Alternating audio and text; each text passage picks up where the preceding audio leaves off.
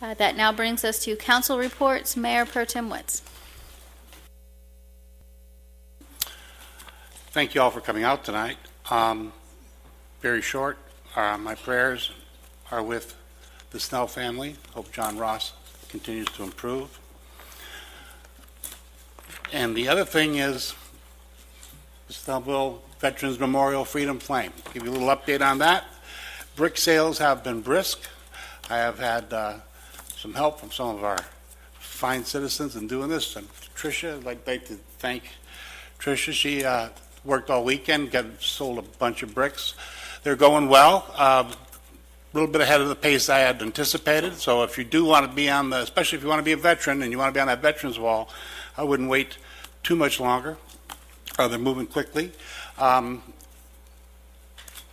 Keep this in mind. Make sure you talk it up. Let people know about it. It's going to be a wonderful thing. There was an article today in the patch about the gentleman who doing the water feature on the memorial, Tommy Hill, who owns the pond guy, owns Serenity Ponds.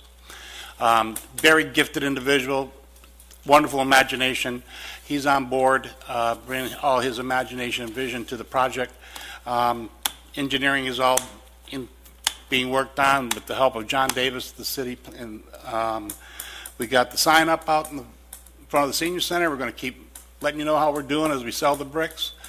You can be part of that by buying a brick, and then you'll be one of those little notches going up, so we'll give you some individual attention. Thank you very much. Thank you. Councilman Sabag.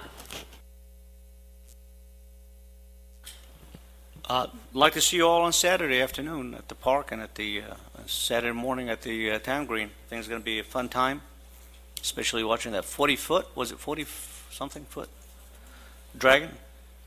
And I yield the rest of my time to other council members if they happen to have pictures to show you. Councilman Howard.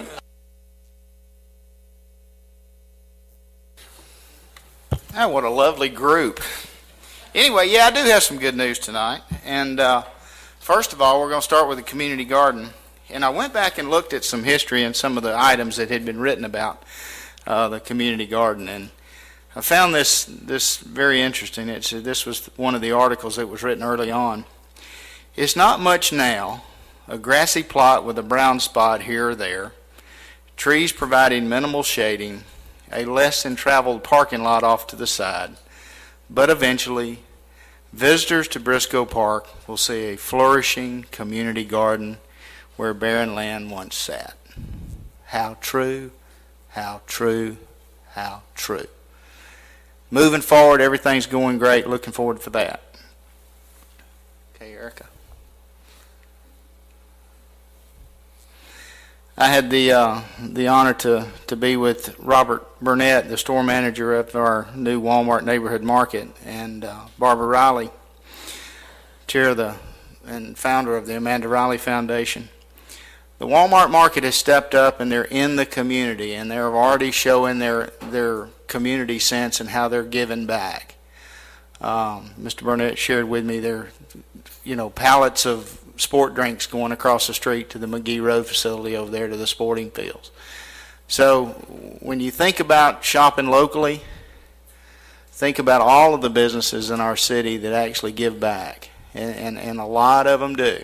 And Walmart is actually putting their money where the mouth is. And so I had a great opportunity and great pleasure to be there this past Wednesday morning. You want a 40-foot dragon boat? There it is. This is the undecorated version, so you'll have to come Saturday to the International Festival from 1 to 7 at Briscoe Park. That's 1,000 pounds of 40-foot boat there. I helped get it off the truck, me and an army of other people. It's going to be a wonderful festival, a lot of different cultures and things that are going to come to the park. And I think Butch alluded to it, that Briscoe is a jewel. And events like this just continue to perpetuate that jewel image. And but it's, undecorated right now. What you see is probably not what you're going to see Saturday, so I wanted to show you the before side. You'll have to come see it with the dragon, the tail, and all the stuff on it. So we're talking about maybe putting it in the lake over there, but nobody seemed to like that idea. So, but anyway, come out Saturday for that as well. Okay. I want to extend my thanks to our Snellville Police Department for this past Friday night at the Amy homecoming. The Copeland family was just very proud to be a part of this community and was very honored that the city and the community wrapped their arms around them.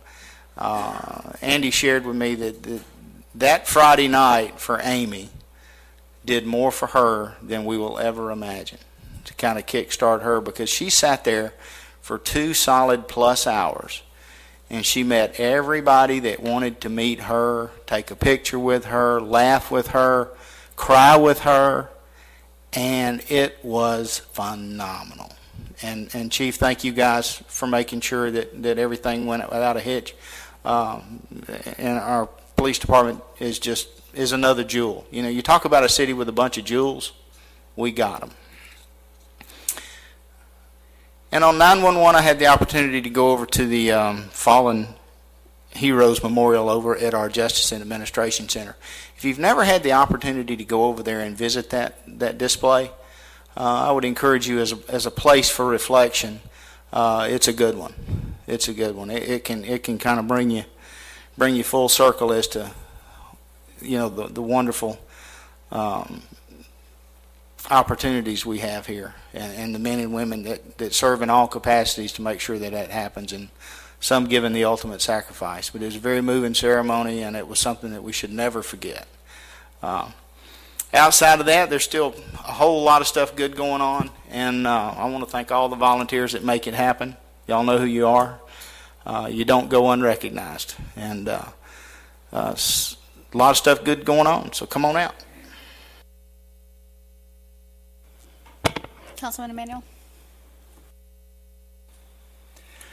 October 7th, there'll be a rebroadcast of this meeting, and you can just watch Bobby's presentation and see what I was going to say. I'd like to point out, additionally, the Southeast Gwinnett Co-op has an urgent need for food. They've had to shut down early on a number of occasions. They just didn't have enough. So if you can get yourself over there, there are collection points around the city. They take food and they take money, and it's a really worthwhile cause. There's a lot of people who need help, and they dispense it. They do it very well. So it's east on Highway 78, if you don't know where it is, almost across from Rudy's. You probably know where that is. And I'd encourage you to make a donation, because those people really need it. And Laura Drake does an excellent job with her staff of qualifying people and making sure they get as much help as they can possibly provide. Have a good night and enjoy your ride home. Councilwoman Kraus. I read an article recently from the NCR chairman, CEO, and president, William Newt. And I would like to take a statement out of his interview, and I would like for the citizens of Snellville and for the staff and for this council to consider this statement. Reinvention is very difficult, a very different mindset, one of a balanced approach to investment in terms of where you want to be in the future, while recognizing you do have to build a responsible cost structure to achieve your goals along the way. I think all of the city needs to consider that. My last council meeting, I talked to you about Make a Difference Day. It is America's largest annual day of volunteering, and that's Saturday, October 27th, when millions of us will help our communities. And you can do it too. And there's lots of ideas, if you can't think of anything, on makeadifferenceday.com. I also want to comment about Code Red. I asked Eon, which provided us with Code Red for the city, where the numbers were for people that have signed up. 983 people have signed up for Code Red, and I'm not happy with that number at all. And so I am in the process of remarketing Code Red. You're going to see a full blast in newspapers and with the Snellville Spirit. And I've had a couple of banners made, and I'm going to try to get in the festivals and promote Code Red. Code Red is for all of us, and somehow I have not gotten through to the city residents that this is a free weather warning from the city to keep its citizens safe. And so you're going to see a blast of Code Red. And then we are going to have an all call, which Eon, who provides us with Code Red, is going to do free for the city. They're going to do another all call. But there's no reason to do an all call now because we don't have a marketing blitz out there, so we're going to come back with the same numbers. But 983 people is less than a third of the households. This is very important to me personally, to make sure that it is available to everybody. And so I have neglected in my duties to market this enough to make sure that everybody knows that this is free and they can sign up.